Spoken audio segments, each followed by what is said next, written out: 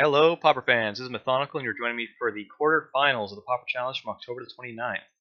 And it looks like we're going to have our rematch against Green Prinny. Maybe this time I will avoid making massive misplays, and maybe we can squeak out a semifinals round.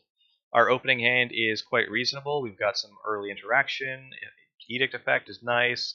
Multiple prismatic strands is exactly what we want. This way we can hold up multiple interaction effects later in the game. So we will happily keep this one. Basically, we just don't want to see the augur. Like, we'd like to have our edict effect hit a something more relevant than that, but since we saw from the last game, if they do play an augur, I'm more inclined to just cast the edict effect now because we may draw more edict effects in the future. So I go ahead and cash that in, having learned from previous rounds. Get our tap lands out of the way, and we're going to want additional white sources for these prismatic strands. We're going to be able to get our guild pack online. This is going to be, in effect, a creature that they're not going to be able to remove or target, so they can't cycle things off of it. It also means our prismatic strands secondary effect is online as well. We're going to draw some additional cards and start using our Thraben Inspectors. I'm playing the Ash Barons here because I don't really want to have to cycle for another white source, and I would rather draw an additional card clue. I could have cycled for a white source, played that, and played a Thraben Inspector, but I felt like I want additional cards now to try and just get additional land drops.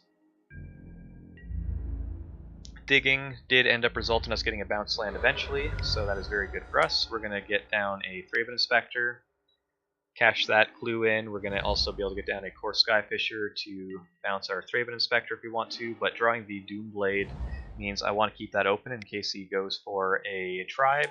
I'd like to be able to try and remove it on his turn as well as our turn. So I'm going to go ahead with that plan since they did play a tribe. We're going to try and Doomblade it. Very likely they have some kind of protection effect, and sure enough there is one. And now basically the game of the plan is to hold up at least 4 interaction. Last time 3 was not enough. Green Prinny can easily play around 3 as we've learned, so we're going to keep up 4. This way we have 2 casted prismatic strands and 2 flashbackable prismatic strands.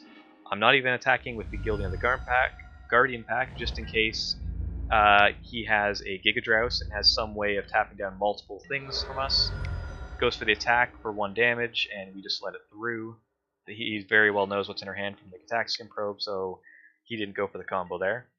We're just going to draw additional card, and we are drawing additional lands, that's fine. We were able to remove the Tireless Tribe, very good for us. And now we're just going to play out as many creatures as we can in this opening because we want to put the pressure on. So, now that we have them down to 8 life, things look pretty great, right? Well, there's another tribe, so now we have to play as conservatively as possible. We go for a Chainer's Edict. It does end up getting countered. That's fine, to be expected. They have a lot of protection effects. And here I realize I probably should have played the Plains. I could have held up 5 protection or 5 interaction instead of 4. So just a note, don't always play your tapped lands, even if you have a lot of mana available. And since we have the win next turn with the Core Skyfisher and the Gilding of the Guard pack, Green Prinny has no option but to try and go for the combo, even though they know we have 4 interaction. They only have 3 mana available, and I know that he does not normally play Daze, so we're just going to kind of let him go through everything he can. He does end up discarding a Dispel at the end, which means if he had an additional mana available, which he would not have been able to have this turn, he could have had 4 interaction. So after this game, I had a mental note, maybe even 4 interaction is not enough. Let's try and go up to 5 whenever possible. But thankfully, we have just enough interaction. 4 is enough this time, and we're able to take the game 1, having learned some of our lesson from the previous time. So we're going to quickly jump on into game number 2. We're going to have a similar sideboarding plan to what we did last time. Take out the Palace Sentinels, take out the Guardians that are pretty slow, take out the Nice Whispers, we don't want to be spinning our wheels, and take out the Wall of Hope.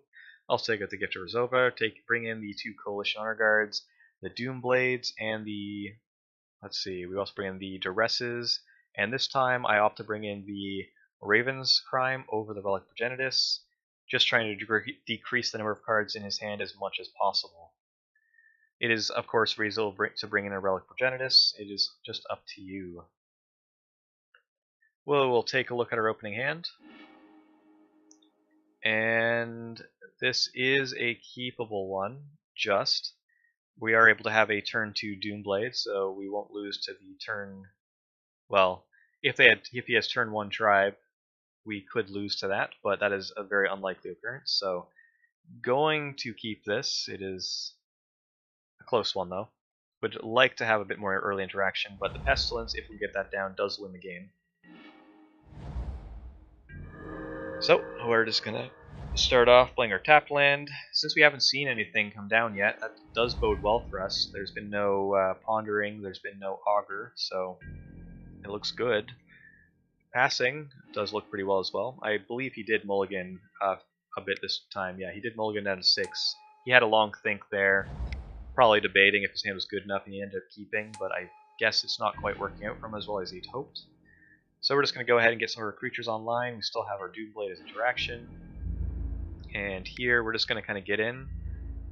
He doesn't have counter available, so there was an option of getting down a Pestilence there, but he could have Echoing Truth, so I just decide might as well just kind of go for one more round of core Skyfisher to get an additional clue, get additional lands, that way we can play around Daze as well, although I'm pretty sure he doesn't have that in his deck.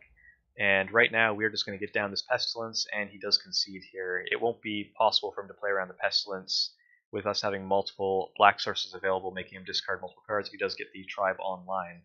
So he does concede to this, since there isn't a way for him to play around it at this point. And we do end up winning in the quarterfinals. And you're welcome to join me for the semifinals. I'll see you there.